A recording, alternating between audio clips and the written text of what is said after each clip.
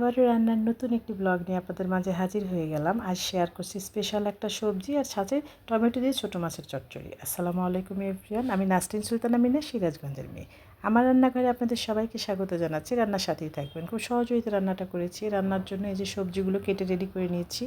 এখন আমি কড়াইয়ে কিন্তু পানি দিয়ে দিলাম। ফুটন্ত পানিতে আমি গাজর, আলু আর চাল কুমড়োটা একটু সিদ্ধ করে নিচ্ছি। এগুলো একটু শক্ত সবজি, এগুলো একটু হালকা সিদ্ধ হয়ে গেলে এর মধ্যে আমি মিষ্টি কুমড়ো অ্যাড করে দিলাম, পটল দিলাম আর কাঁচা কলা, যেগুলো সিদ্ধ হতে একদমই সময় লাগে না। এভাবে করে কিন্তু খুব সুন্দর হয়েছে। আমি পরিমাণ মতো পানি দিয়ে সিদ্ধ করে নিলাম। দেখুন কালারটা কত সুন্দর রয়েছে। সবজি কখনো ঢেকে সিদ্ধ করবেন না, ঢেকে সিদ্ধ করলে কিন্তু কালারটা নষ্ট হয়ে যায়। আমি এভাবে করে সিদ্ধ করে নিয়েছি। এখন আমি কড়াইয়ে তেল দিয়ে দিলাম, একটু গরম মশলা অ্যাড করে দিয়েছি, গরম মশলা ভেজে নিলাম, একটু তেজপাতা দিয়ে কিন্তু সবজিটা দিয়ে দিলাম। এভাবে করে উল্টে পাল্টে আমি ভেজে নিচ্ছি। এই সবজিটা কিন্তু ভীষণ ভালো খেতে। লবণ দিয়ে দিলাম, একটু জিরা বাটা, একটু আদা বাটা দিয়ে দিলাম, উল্টে পাল্টে মিশিয়ে দিচ্ছি এভাবে করে। খুব সুন্দর হয়েছে, আশা করি আপনাদের ভালো লাগবে। কারণ এই সবজিটা একটা স্পেশাল সবজি।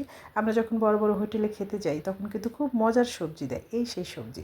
বাদাম বাটা অ্যাড করে দিলাম, আমি চীনা বাদাম দিয়েছি, আপনারা যে কোনো বাদাম দিতে পারেন। এভাবে করে এখন ফোড়নে দিয়ে দিলাম শুকনো মরিচ তেলের মধ্যে, পেঁয়াজ কুচি দিয়ে উল্টে পাল্টে ভেজে নিচ্ছি। ভাজার একটা পর্যায়ে কিন্তু আমি জিরা ফোড়ন দিয়ে দিলাম, পাঁচ ফোড়ন দিইনি, জিরা দিতে হবে। জিরা দিয়ে কিন্তু এভাবে করে ভেজে নিয়ে আমি সবজির মধ্যে অ্যাড করে দিলাম। এভাবে করে উল্টে পাল্টে মিশিয়ে দিচ্ছি। এই একটা সবজি থাকলে আর কিছুই লাগে না, রুটি পরোটা সব কিছুতে ভালো লাগে। আমি ঘি অ্যাড করে দিলাম। ফাইনালি নামানোর আগে চুলা বন্ধ করে ঘি দিয়ে কিছুক্ষণ ঢেকে রাখবো, এতে ফ্লেভারটা কিন্তু অনেক বেশি সুন্দর হবে। তো এভাবে করে হয়ে গিয়েছে, মিশিয়ে দিলাম। তারপর একটা ঢাকনা দিয়ে আমি এটাকে ঢেকে রাখবো। এখন মাছটা শেয়ার করছি। এটা কিন্তু ফ্রিজের মাছ, ফ্রিজে ছিল। অনেক সময় ছোটো মাছ ফ্রিজে রাখলে দেখা যায় আমরা রান্না করলে প্রথম যেদিন রান্না করি সেরকম স্বাদ হয় না, একটু গন্ধ করে। তো এভাবে হলুদ লবণ দিয়ে মাখিয়ে নিয়ে কিন্তু এটা আমি তেলের মধ্যে হালকা ফ্রাই করে নেব, তারপরে রান্না করব। হালকা ফ্রাই করে নেবেন, এতে মাছের যে একটা গন্ধ হয়ে যায় ফ্রিজে থাকলে, একটা শুটকি শুটকি সেই ভাবটা থাকে না। এভাবে করে আমি কিন্তু উঠিয়ে নিলাম, মাছটা ভেজে নিয়েছি। তেলের মধ্যে শুকনো মরিচ অ্যাড করে দিয়ে ভেজে নিচ্ছি, পেঁয়াজ কুচি একটু বেশি দিয়ে দিলাম। এভাবে করে উল্টে পাল্টে ভেজে সফট করে নিচ্ছি। একদম সফট হয়ে আসলে তারপর এর মধ্যে আর যা কিছু আছে সেগুলো আমি অ্যাড করে দেবো।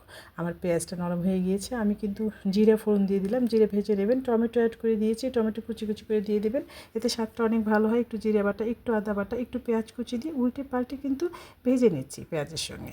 সাথে আর একটু রসুন বাটা দিয়ে দিলাম, একটু লাল মরিচ বাটা দিয়ে দিয়েছি, ফ্লেভারটা অনেক বেশি ভালো হবে। এভাবে করে মাছটা রান্না করবেন। যে মাছটা ফ্রিজে থাকে সেটা কিন্তু এত মজা হয়। গরম পানি দিয়ে দিলাম পরিমাণ মতো, উল্টে পাল্টে মশলাটা কষিয়ে নেব।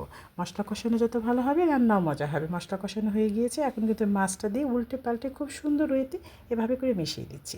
কতটা যে ভালো লাগে এটা গরম ভাতে, আপনারা অবশ্যই বাসায় ট্রাই করবেন। আমার রান্না কিন্তু একদমই হয়ে গিয়েছে, যেরকম একটা হবে হয়ে গিয়েছে। খুবই সুন্দর মিষ্টি একটা ফ্লেভার, কী বলবো, অসাধারণ রান্না। বা একটা সার্ভিং বাটিতে দিয়ে দিচ্ছি। আপনারা অবশ্যই রেসিপি ফলো করবেন। আসলে রেসিপি ফলো করে খেয়ে দেখবেন কতটা ভালো লাগে। আমার সবজিটাও হয়ে গিয়েছে, সেটাও সার্ভিং বাটিতে দিয়ে দিচ্ছি। দেখুন কতটা সুন্দর। ভালো লাগলে পেজ ফলো করবেন। ভালো থাকবেন। আল্লাহ হাফিজ।